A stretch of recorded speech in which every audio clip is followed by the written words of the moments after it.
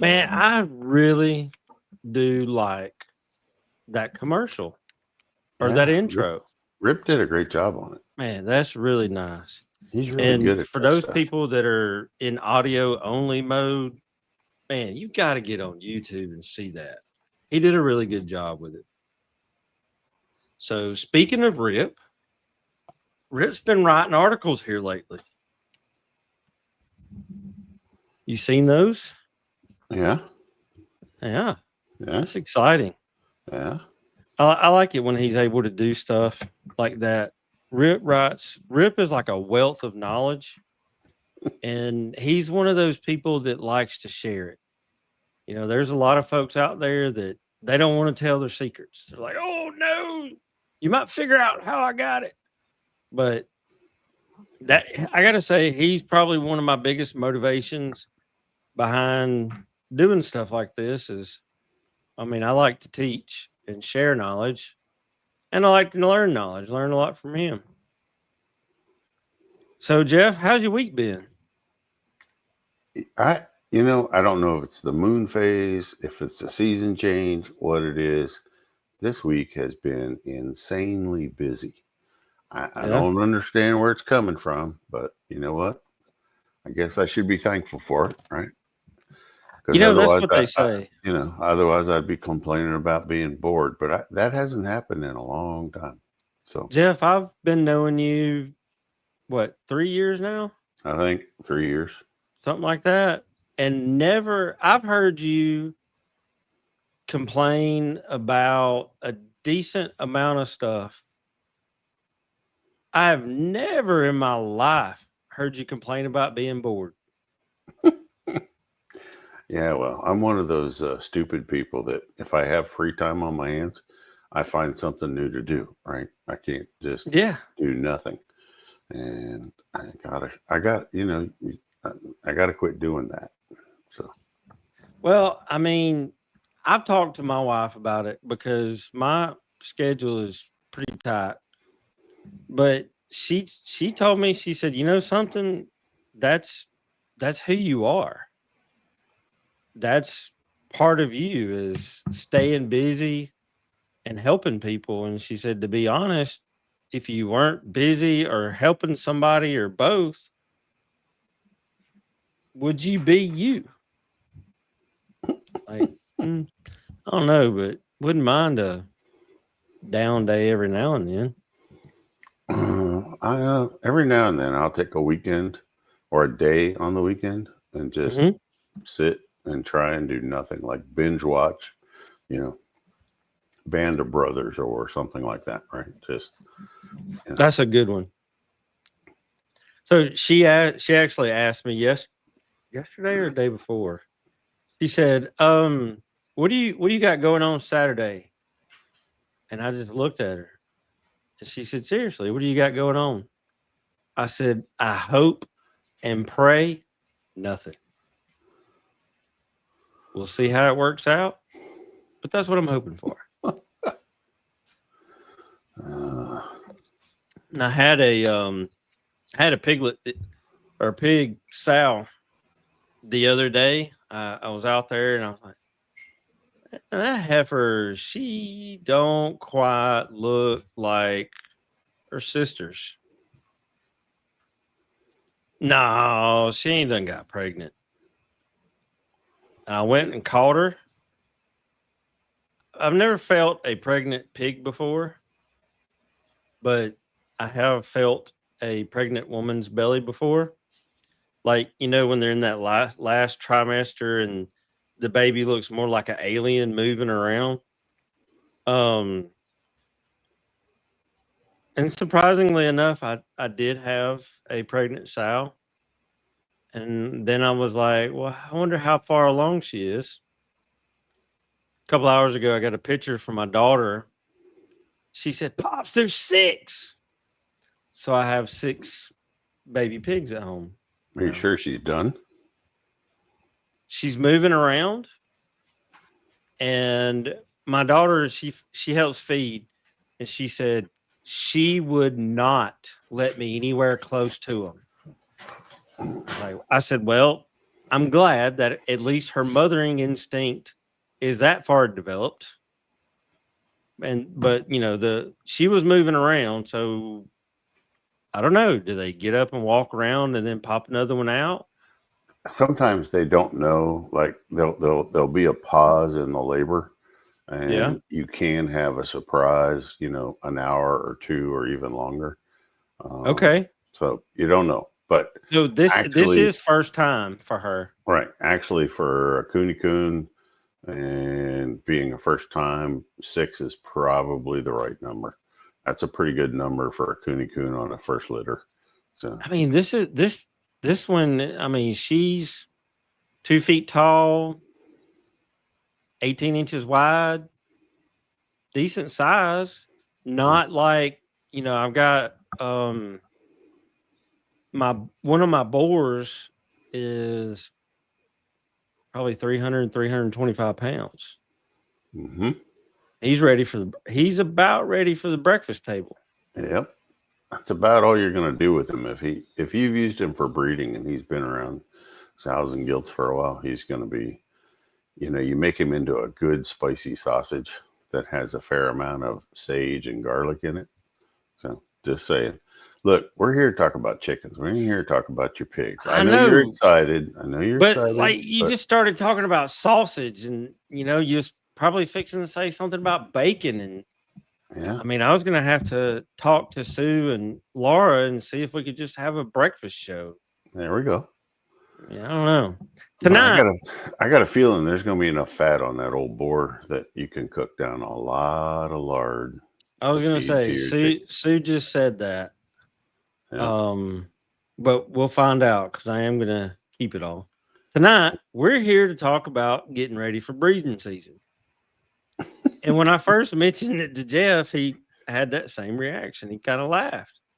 And I was like, I said, well, Jeff, let's really look at this, because the first time I thought I was ready for breeding season, I wasn't. Far from it. And I was behind the 8 ball when I was getting started. So that's why I'm like, hey, you know what? Let's have a good conversation about breeding season, what it should look like, and all that. So our new listeners, watchers, can figure out that, like me, my first go around hey, that first time I felt like I had it under control. I was popping out chicks left and right. Everything was going good. We're great. And then I started hanging out with guys that knew a lot more about how it really should work. Like you and Rip and Jennifer, and Mandy and Karen. I've learned a lot last several years. I thought my granddaddy taught me a lot. So the next season, I got all my ducks in a row. So hopefully we can help somebody bypass that. Look, it doesn't matter what stage you are in your poultry journey, right? There is always something new to learn. That is, if your mind is open, right? And things can still enter in. There's always something new to learn, right? And it's I have always said, if you're not a student of your craft, you're gonna fail sooner or later, bad. So you got to be a student of your craft, or it's not going to work out. Yeah. No argument. No argument at all. Because for me, I thought breeding season, all right, I'm gonna put like 3 or 4 hens with a rooster. They all look good. Boom, I'm set. And another area, I had a really good rooster, and I had a layer flock of Isa Browns. And they're like the Heinz 57 of the chicken world. That's actually productive, and they prolific layers. So I was like, I'd got me a tabletop incubator. Okay, hatched a couple out. the I don't know what kind of drug you would call that. If like it's a hatching drug or, you know, chicken something. I don't know what you would call it, but it got me and I was hooked. So I bought a cabinet incubator. I went straight from like a Nurture Right 360 to a Hatching Time CT 180. No in between. And I was hatching out chicks left and right. And then I found out that I was a hatcher. I wasn't a breeder. And, you know, I really started thinking about stuff. And so, in your mind, and we kind of talked about this a little bit earlier, but for somebody that's wanting to set up a breeding program and actually breed birds in their backyard, whether they want to hatch out 10 or 1,000, what is the most important place they should start? Oh man, that's a really tough question, you know, because you're asking a person who does nutrition every day, but it actually isn't a nutrition thing, right? It is evaluating your birds and finding the hen and rooster with the least amount of defects and starting there. And hopefully you've got a couple hens to choose from to go with that rooster, 2, 3, something like that. But I mean, if you're starting with what's already in your backyard, I agree with Sue. You hunt down the best, the best birds you can afford. But starting like you did, right, for the brand new breeder, you know, it's looking at, you know, body type, body depth, you're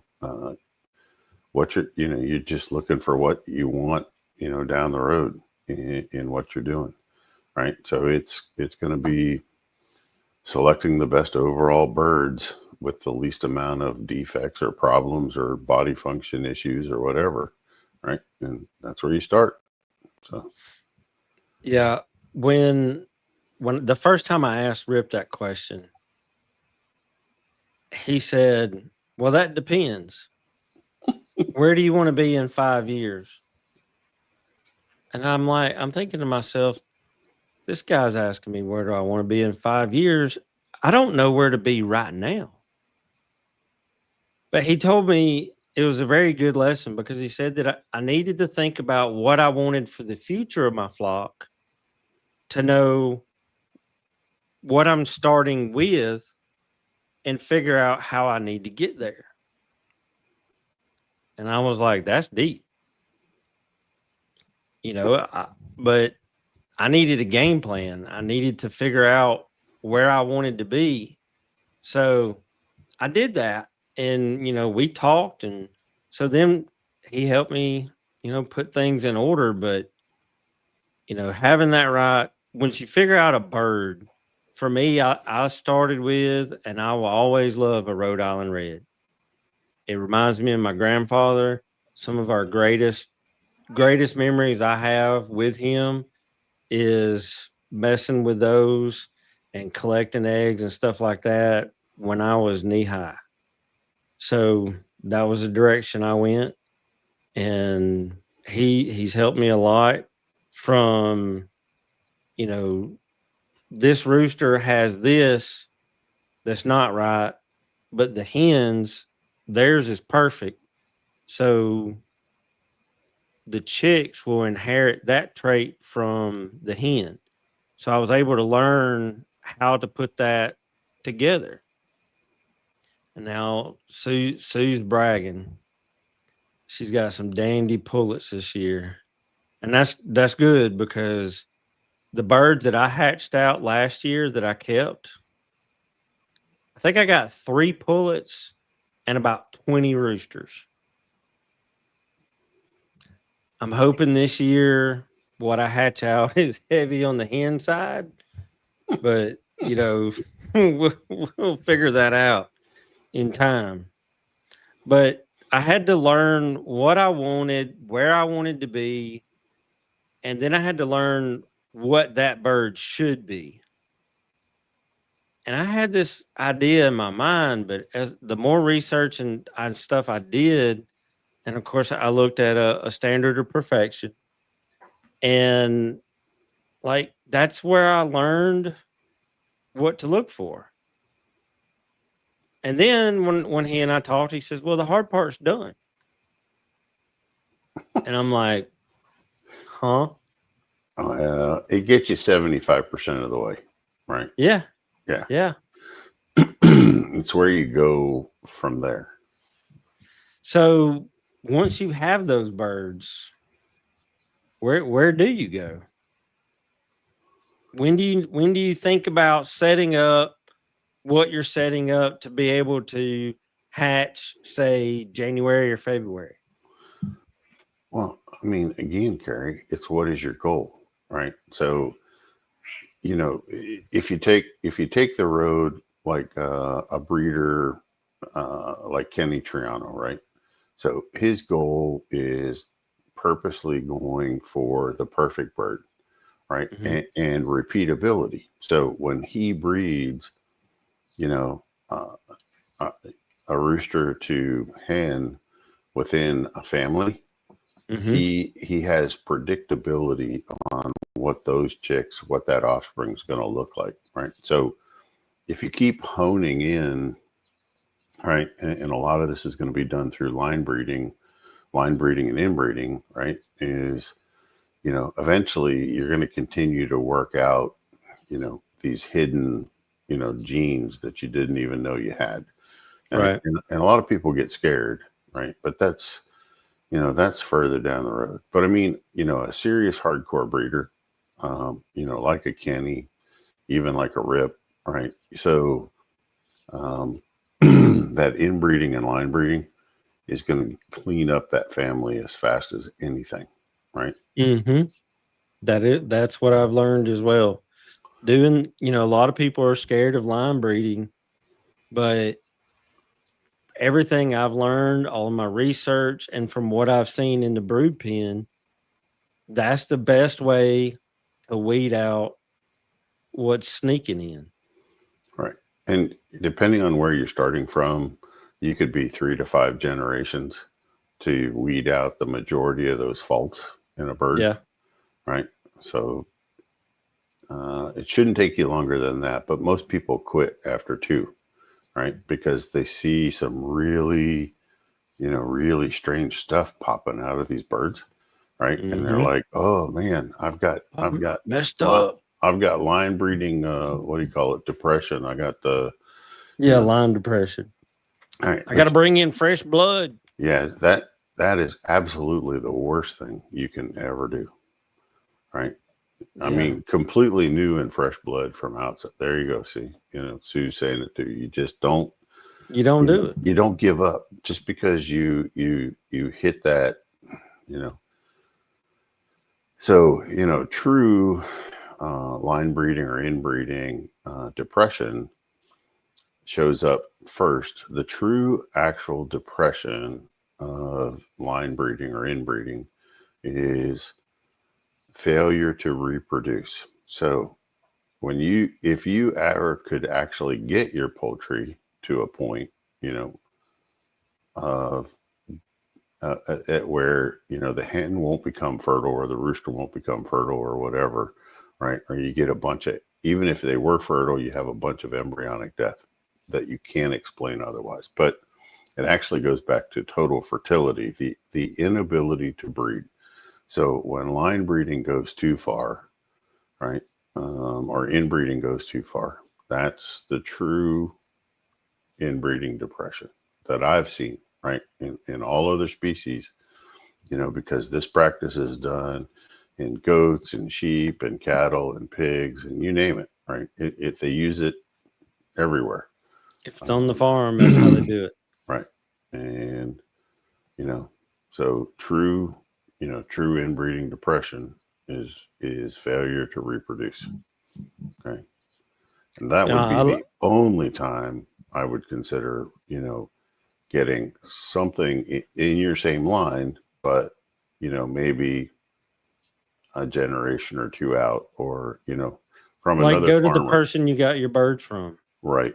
And Or that's what Rip was telling people the other day. He's like, yeah. if you ever think you're gonna need another rooster or something, you go to somebody else who has the same line as you and select a bird from there. But Right. I've never actually seen poultry bred to the point where they fail to reproduce because of genetics. I've seen it where they don't reproduce because of poor quality feed, because of poor living conditions, because of poor management. But actually, where it was just a genetic failure, I have not seen that yet. I mean, to me, I think that 99% of it all boils down to management. Even when you hit that part that's genetic, the manager hasn't managed the breeding program correctly, which is why you hit that, in my opinion. I think a lot of it's on us.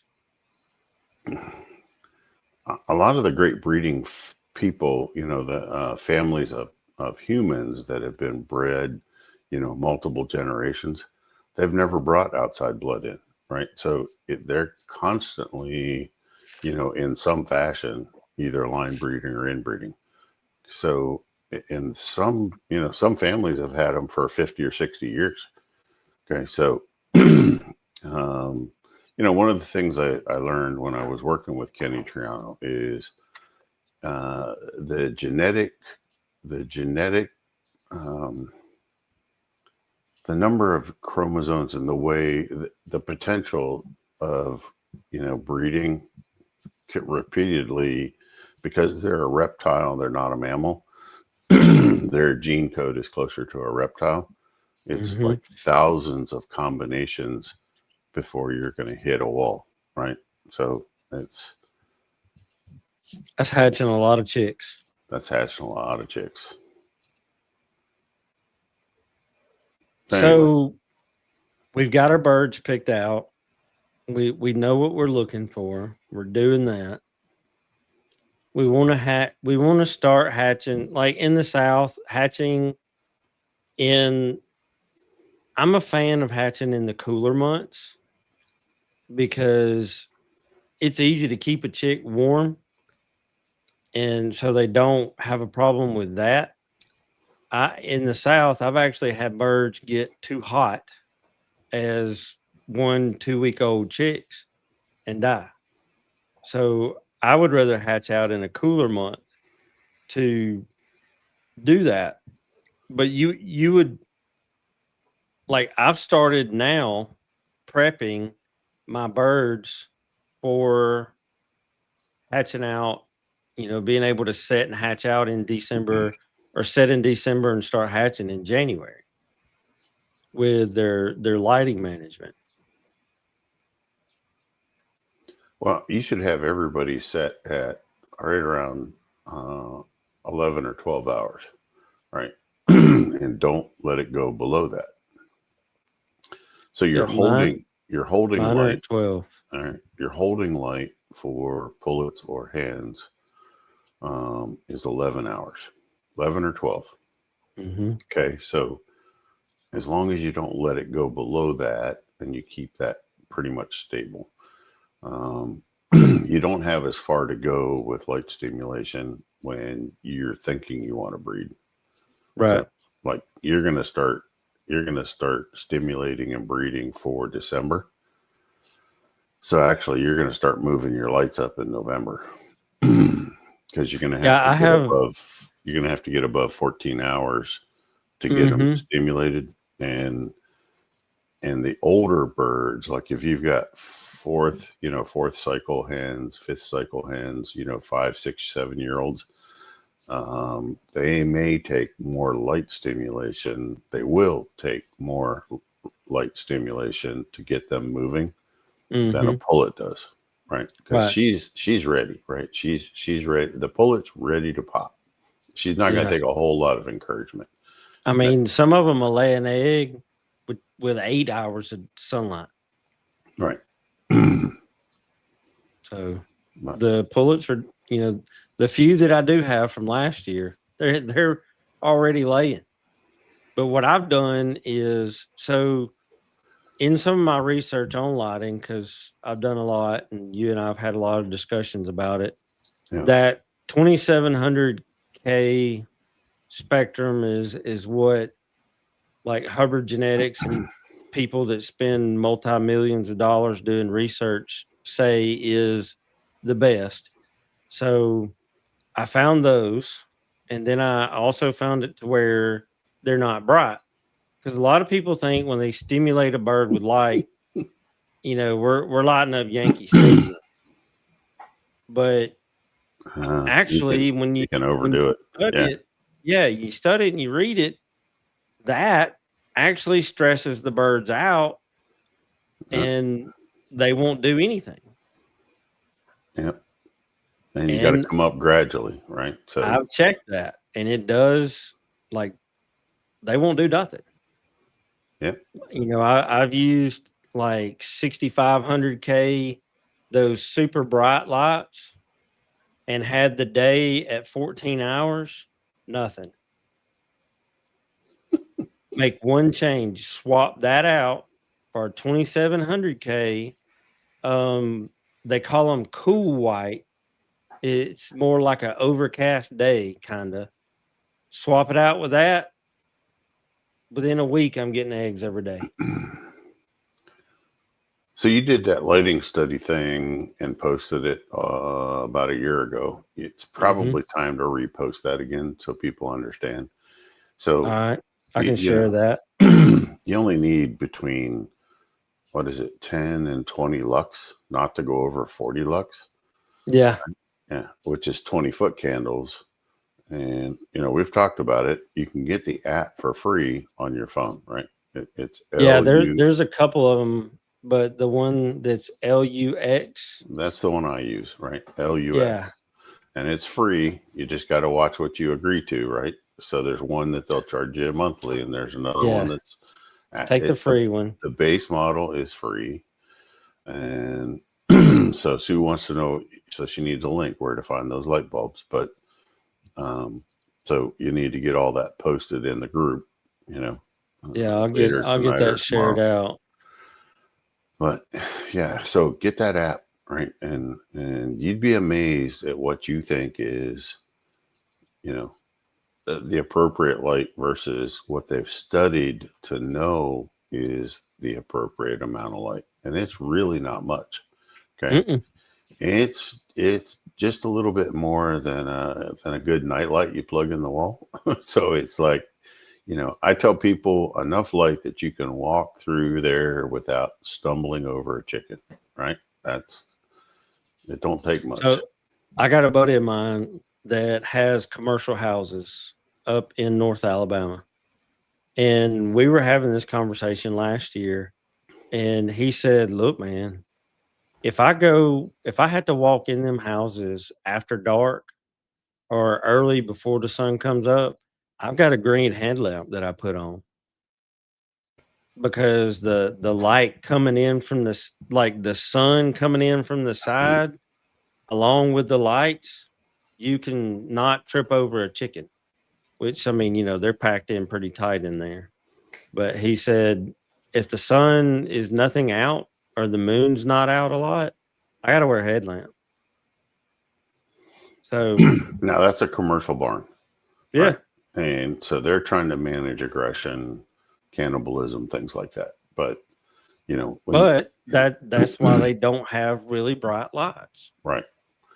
If you get your lights above a certain level, you actually stimulate aggression. And you can drive them crazy just with too much light. And so, yeah, and they'll drive you crazy as a result.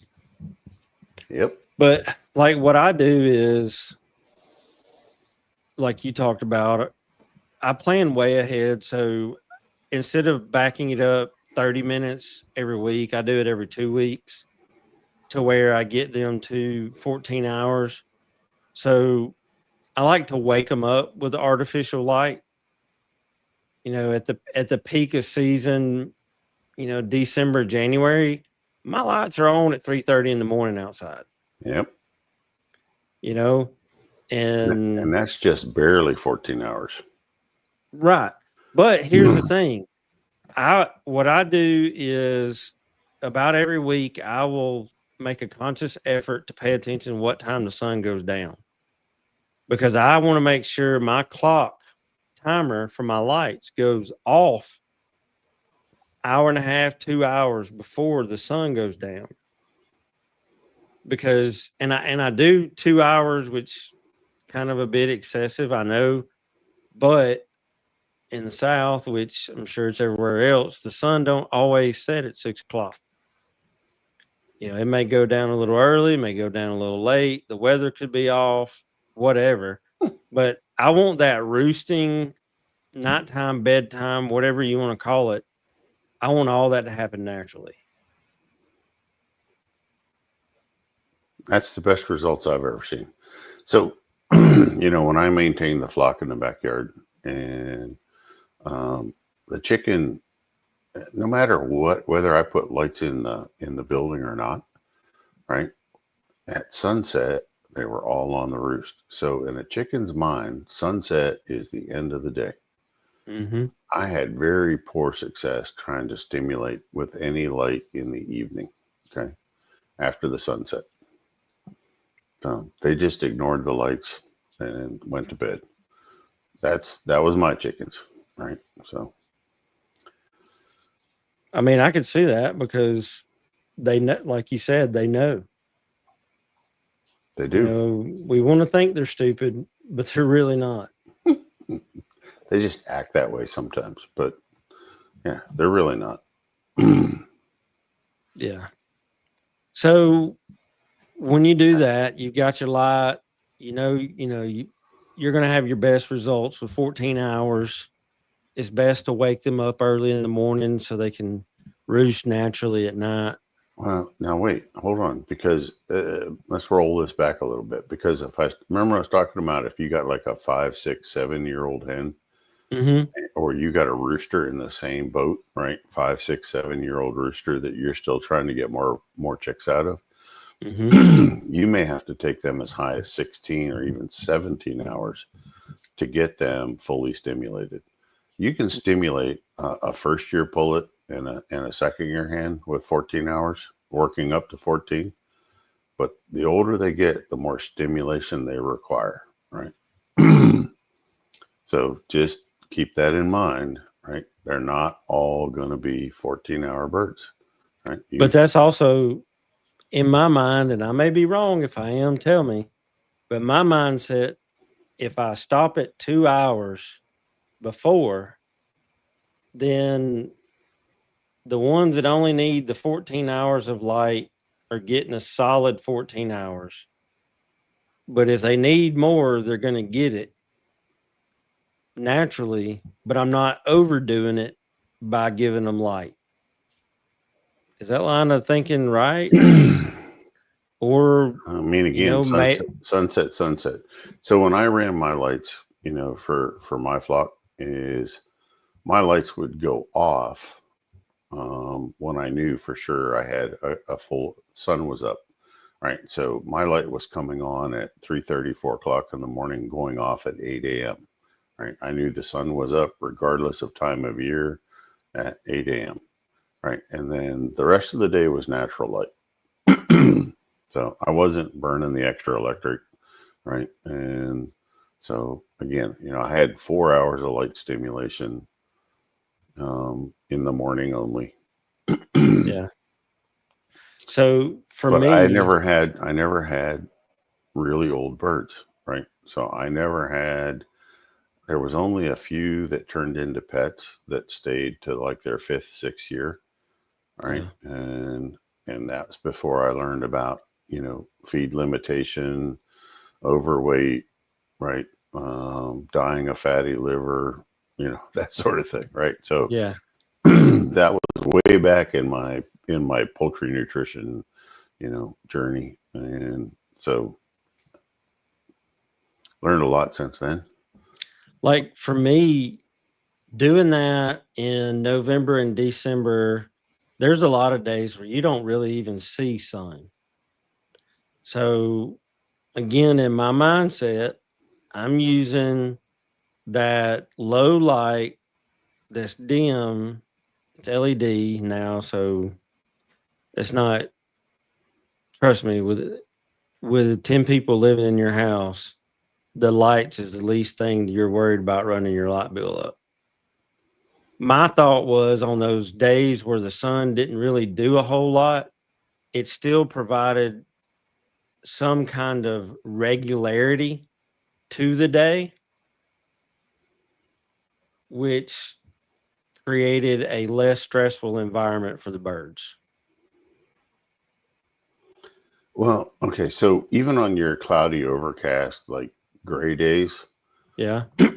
your foot candles or your lux, however you want to measure it, doesn't matter. You know, you end up at the same place, but they there's still enough light, right? So they're still getting stimulation.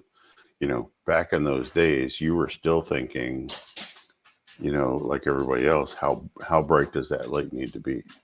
But you can have a fully overcast day, right? And there's still enough light coming through those clouds. I mean, unless you're in the middle of a hurricane or something, and it gets pretty black, or tornado.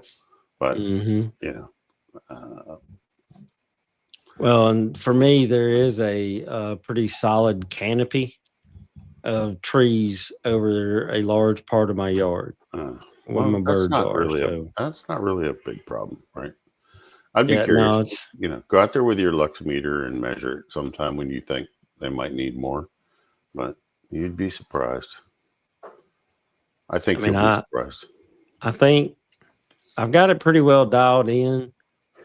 If anything, on where the light is within 10, 15 feet of it, it might be a little on the high side, but before it gets to the other light, it's like on the average to the low side of what it is.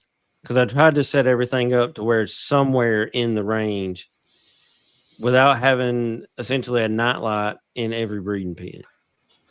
Because you know, Yeah. when you order a certain number of 25-foot extension cords, the Amazon delivery guy kind of looks at you a little funny when he brings like a dang case of them.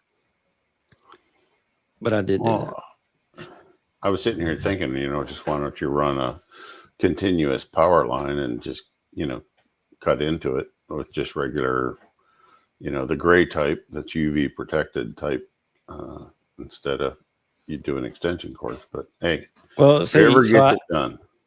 I did that for part of the yard, but when I added on to it, I actually found some of the strings of lights, like for camping, that you can put. They also use them at construction sites where you can screw light. It's like an extension cord Right. that has. So I use that, and I just use the screw-in bulb, and you know, run it through that way. Now I understand. Okay.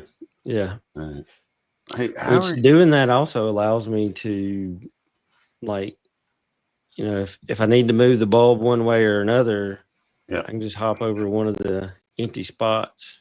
Not to take a left turn, but where are you at with your continuous flow water system? So with the continuous flow water system, I have it working on about a fourth of the yard. So one of the projects that I've had for the last 6 weeks, I've been adding some grow out space. Like I didn't have enough. And I built me a 16 by 16. I also built a 14 by 22. And I'm going to build another one that's probably going to be a 14 by 26, maybe 32, for turkeys, because I'm getting more and more people wanting heritage turkeys. So As finished birds or as both, poults? Okay. both.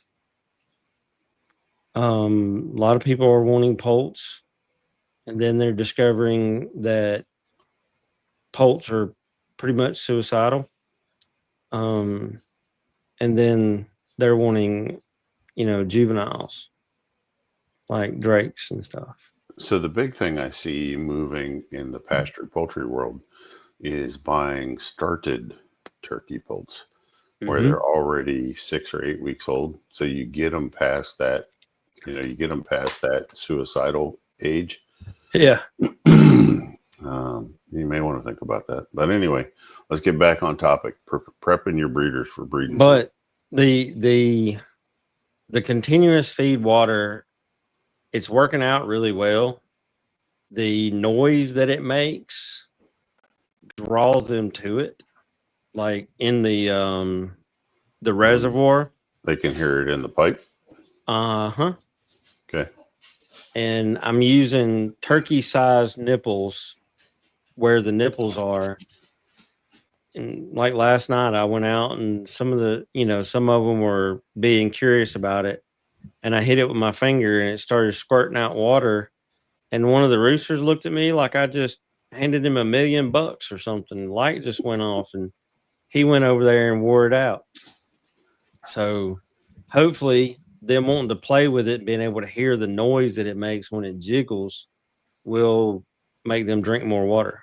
Well, you got the cups in there too, so they have a choice. Yeah, right? I got cups. They got those little pecker cups where they can hit that yellow thing in the middle, and so they've got choices. They can have a nipple or a cup. Yep, they got choices. I have not yet, but I may also put a Plasson Bell in there. Because I haven't really had issues with them freezing up. There's been a couple times where it was in the teens for several hours overnight that I had to go grab the rubber hose and whip it really good to get it to break up the ice and then start working. But now, have you put any ice in the reservoir yet? Frozen bottles. Oh, it hadn't really been that hot. Okay. Thankfully, it did rain yesterday, which blew a lot of people's minds because we hadn't had that in 2 weeks. So there was that. You'll have video for us and a full description soon, right? Oh yeah. Okay. I'm gonna sit out there and get some. That might be what I do Saturday when I'm not doing anything. Oh, perfect. Is sit out there on my bucket and just get your favorite beverage and a cigar and just sit out there on your bucket. And that sounds like a plan for Saturday. I like it. Yeah. Yeah. I'd join you if you weren't 14 hours away. I mean, it would be a little far, but you're always welcome. When you're thinking about feed, is obviously the requirements for birds during breeding season is different for laying season. What do you want to look for? What do you want to stay away from? What would you ideally do there? Look, I mean, you have to evaluate how important is your breeding season to you, right? And then you've got to make your decision on what investment you're going to make in that breeding feed. But you've got to up your vitamins, your amino acids, and get the bird prepared. You need at least 21 days before you start collecting eggs, okay? Just to see the difference. You'll start seeing differences in 7 to 10 days, but to get the full impact of elevated nutrition going into the egg, which means it's going into your chick, you need about 21 days. Now, you also need to be like, when we had Jason Yukon a month or two ago, right? It's important to weigh your eggs, okay? It's important to get your egg size right, okay? It does you no favors to be setting small, undersized eggs or oversized eggs, right? So, and that's going to be a function of controlling the amount of feed that you're giving that bird, okay? Because if they're eating too much, your egg size is going to be too large, right? And if they're not eating enough, if they're one of the ones getting pushed back that don't get a chance at the feeder, you know, those egg sizes, you know, in the medium range are going to be iffy what kind of chicks you're going to get out of them. Now, the upper medium, right at the cusp of being a large egg, weight wise, will still hatch out, especially on a heavy breed bird. It's going to hatch out a good chick. Okay. So Mm-hmm. you want to be at the very top end of the medium scale through the large and about just into the extra large or about halfway through the extra large weight range. You know, so you're talking, you really don't want to be over 60 grams, 60, 62 max, right? Your target weight should be 54 to 60, you know, as far as egg weights for most breeds, right? That doesn't apply to a bantam. That doesn't apply to a duck. I'm talking about chickens, right? So You pull out a bantam egg that's 60 grams, yeah. and you So definitely need to relook at your feeding program. yeah, somebody's cloaca is hurting. So anyway, Bad. bad.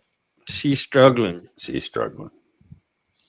All right. So obviously the three aminos, you want to make sure there's plenty lysine, methionine, and threonine. Yeah. All I right. mean, all that stuff gets, you know, people don't really get it. Those building blocks of proteins are getting transferred into the egg, which means they're going to be your chick development, right? So, you know, and that chick vigor, when those chicks pop, right, that chick vigor is huge. It is.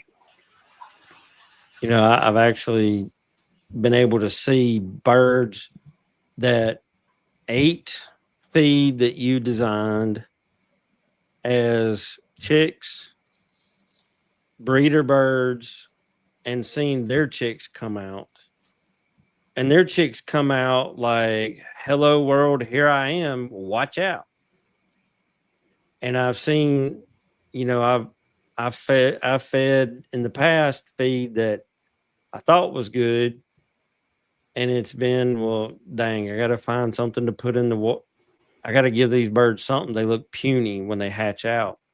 So it definitely transfers from the hen all the way through the chick. But that next chick, feeding it right all the way from chick till she's a layer, makes the next level, you know, better or easier or whatever, right? So, you know, Yeah, getting, like since I've been doing that for a couple of years, I don't do crap in the brooder. Like I've got 4 chicks that's 2 weeks old in my one of my brooders over there. Literally all I did was put some water in there and put some feed in there, take them out. I took the hatching basket out there to the brooder with me, tossed them in there, plugged the heat plate up. I mean, I change water out every other day. it's a big difference. I mean, you know, just look, I think everybody listening knows that proper nutrition is important, whether it's for you, whether it's for the chickens, whatever animal you got, right? If you don't realize that, you know, proper or balanced nutrition is important, then I mean, you're lost. Sorry. Just, you know. So we talked about that. What about housing and what kind of nest boxes? How big do they need to be? How do we need to set up these pens? Well, I mean, your nest box is dependent on the size of your breed. You know, like your Rhode Island Reds, they're true Rhode Island Reds, and they're a much bigger bird, right? You're talking about 8-pound hens in that 8-pound range, right? And they're wide and girthy.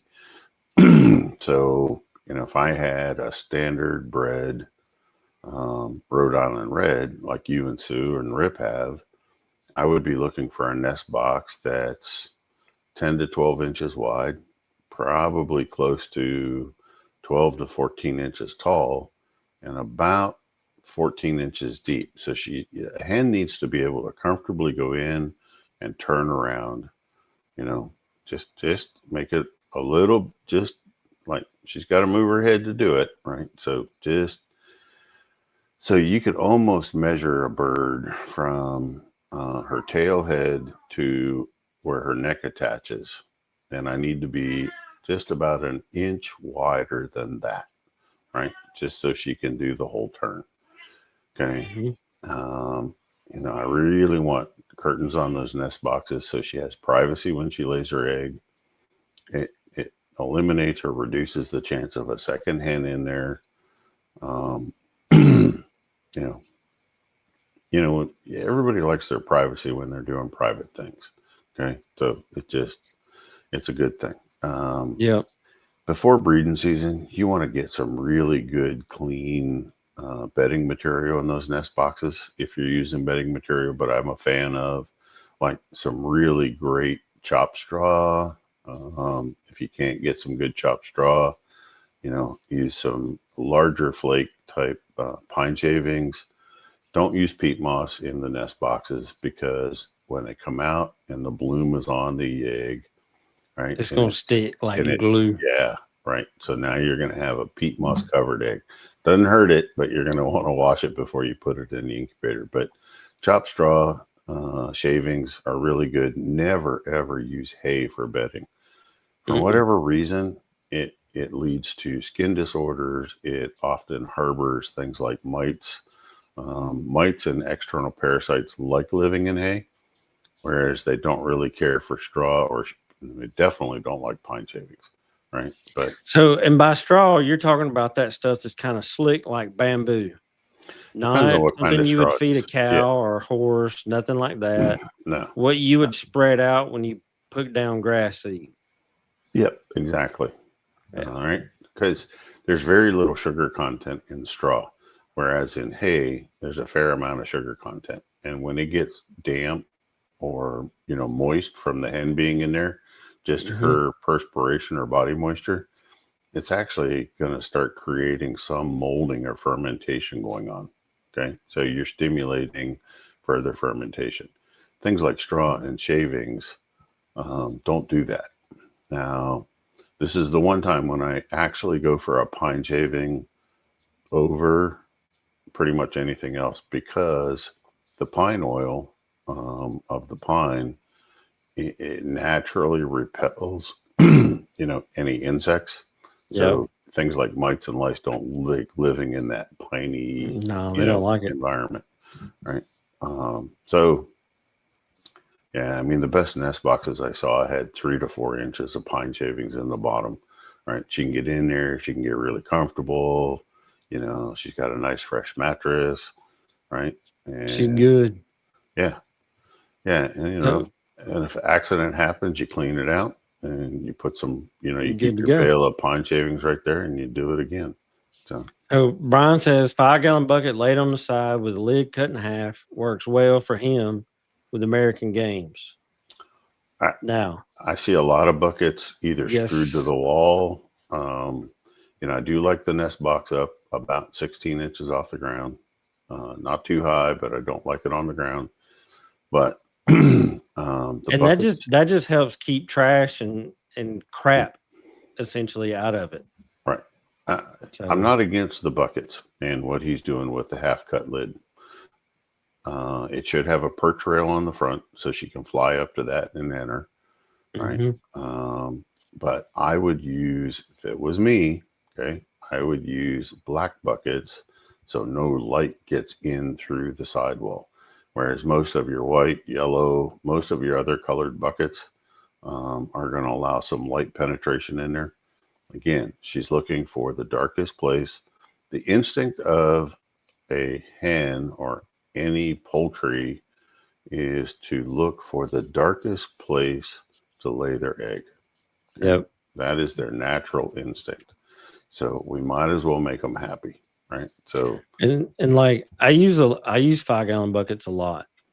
Yeah. And I use black ones. One of my first laying pen that I had layers in back before I ever met Rip was I had a black 5-gallon bucket with I cut it was a little more than half out the top, but I screwed from inside a 2x4 right above the lip because I didn't want them to like cut their legs when they were getting in it. And then I screwed another one to the bottom of the lid so they had that perch to get on it. And then I got 3 fender washers and some screws and stuck the thing to a tree and screwed it. That thing's still screwed to a tree this day. And sometimes the free rangers, I'll find eggs in it. But 5-gallon buckets are great. Another thing you can do with a 5-gallon bucket is set it on the ground right side up. And if you cut it in half, basically the part at the top where the lip is and right below that, if you cut that, that's almost the perfect size for a turkey. Really? Okay. Yes. And Frank Reese Jr. put me on that because he said he uses, they're the same size as milk crates. They're 1 foot squares on the ground with an open top. And I was like, okay. And I don't know if it's because turkeys are communal or whatever. I don't know. But that mine, I was getting eggs all over the place where my turkeys are. Took that, cut part off the bucket instead of finding a milk crate or whatever, stuck some straw down in that, came back the next day, had 2 eggs in it. There you go. Okay. Yep. Now, turkeys have a different instinct, right? Yep. And they are ground layers. Not that chickens aren't, but they are, they're ground laying birds. But they don't necessarily look for that darkest place, right? They're not looking for a darker place. I mean, right. Yeah. Rob corrected me, not the darkest, not quite the darkest, right? But they do like, fairly dark to get, for laying their eggs. Yeah, they want a little privacy when they go do their business. Yeah, they do. I don't blame them. I do too. But, on the farm, 5-gallon buckets, you can do everything with that. You can. And you know what? If you're using a white one or a yellow one or something that lets light in it, I would just either paint it or I would figure out a way to lay something over it to darken the inside. That's the only thing I'm suggesting. I'm not saying don't use the white or the yellow or any other color. I'm just saying, let's do something to help make it a little darker. I'd like for it to be up off the ground, right around 16 inches to the opening. Helps keep it cleaner, helps keep things out of it, right? You're less likely to go out there and find a rat snake or a bull snake or something in it if it's up off the ground, okay? But you don't want it higher than your lowest roost point. No. They'll try to roost on it. Yeah.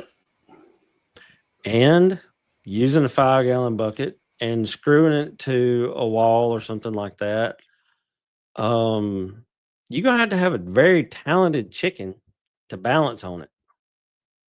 Because they'll get up there and they'll start scratching, trying to land and stay straight, and then they'll fall off. They're just like, screw this. Well, you don't really want them roosting on it anyway. No, you don't. But so they do need that's why it works. Somehow you've got to establish a perch trail, right? They need a place Yeah. to come land before they enter. So figure out your perch rail. I've seen a lot of them screwed to the back of a shed, in a row. Mm-hmm. If you don't have them screwed in there, if you've got 2 support bars, like the back sits here and the front sits here with a slight, just an ever so slight downhill angle, that works pretty good. I've seen that set up, and they were in a fully enclosed, not fully enclosed. The front side was open like a run-in shed. So the back was fairly dark, if you have it placed at the right time of the day. All right. What do we miss? So one person says, never hear if it's important to have greens during any season, such as grass clippings, weeds, etc., for those that only have small flock chicken runs, are greens really necessary? All right. So the right kind of greens are high in vitamin A. So greens are going to help. They're going to help with embryo development. They're also going to help with chick vigor and health when the chick comes out. So I'm going to say yes, a small amount of greens is going to be beneficial. Okay. Now, the most I've ever seen chickens eat as far as greens as part of their diet is 5% by weight. Okay. So it's not a large amount, but it's better if they're fresh greens and not fermented. Like he was talking about grass clippings. You got to get those grass clippings in there, pretty quick within an hour or so, because they start wilting and fermenting and doing other things once they're cut, right? And they actually can start turning rancid on you after a few hours. So they need to be really fresh grass clippings. If your runs don't have grass and you can't get your bird on living greens, I'm all in. I mean, the grass clippings are fine. I did it too. Sprouted lentils are fine, but you do need, so if you're going to sprout, a lot of sprouts are done in the dark where they don't get a lot of sunlight. What you're after is the green and the chlorophyll in there is where you're going to be getting your vitamin A from, right? I don't want a white sprout. Okay. I want something that's got as much green as I can give it. So, I mean, I would even be sprouting if you wanted to. I'm not a big fan of fodder and sprouting, but if you have no other choice, sprouting something like wheat or barley or any of your cereal grains, sprouting those for 6 or 7, even 8 days, it doesn't take a lot, right? I mean, it's hard to even measure. I would say a quarter cup of sprouts per mature bird is enough. Okay. And now, if you're going to sprout a grain, don't give them the seed part down that's been sitting in the water. There's a good chance that there's some mold down there. So, just give them the tops where, above the seed, out of the water, clip that off and give it to them. So what I did was I actually, a couple of years ago, got a lawnmower that had a bagger and a mulching blade. And about once a month, I'll use it and cut the grass when it's good and green. And I'll take the bag off, handful, throw it in, handful, throw it in. And I'll give them a handful of that. And then, the rest of it will go to the pigs. Because the coons, they do like to graze on grass. But I do that for that reason, just a little bit, something green. They're good. Has anybody got any questions? We're at our hour. I think we had a really good show. Good turnout. Yeah, I mean, back to the greens. If people have access to it, like if they're in a horse area or something like that, feeding just good green alfalfa hay. If you can get some good green, and alfalfa carries more vitamin A than the grasses do, right? Than just a straight grass, like a grass out of your yard. For whatever reason, a legume hay tends to have higher vitamin content, right? So, if you can buy small barrels of alfalfa hay and give them a handful of that periodically, if you can figure out a way to hang it actually and let them, peck at it as they want, just so they stretch a little bit. They'll waste So what less you of do it. is you get you some string, like kite string, eye bolts that are designed to go in wood because they have like the point on the end and the thread. And then you go to your feed store and buy a 50-pound bag of alfalfa cubes. Screw the cubes on the eye bolt and let it dangle.